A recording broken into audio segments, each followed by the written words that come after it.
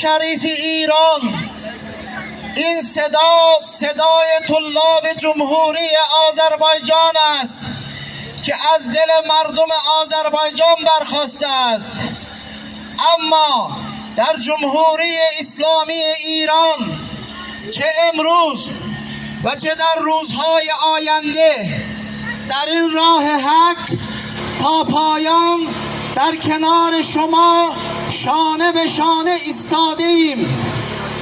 در این مسیر بر دشمن پیروز خواهیم شد با عشق به شهادت.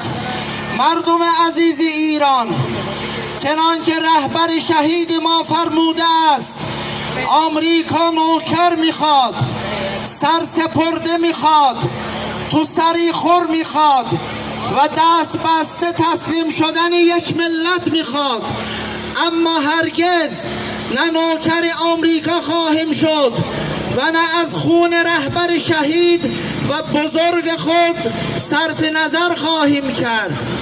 Ya Hüseyin demişik ömrümüzün uzunu, dadmamışık naməhətlərin duzunu, koymamışık qurd aparsın quzunu, harda görsək o qurdu haray basarıq, bir gün tutub onu dardan asarıq.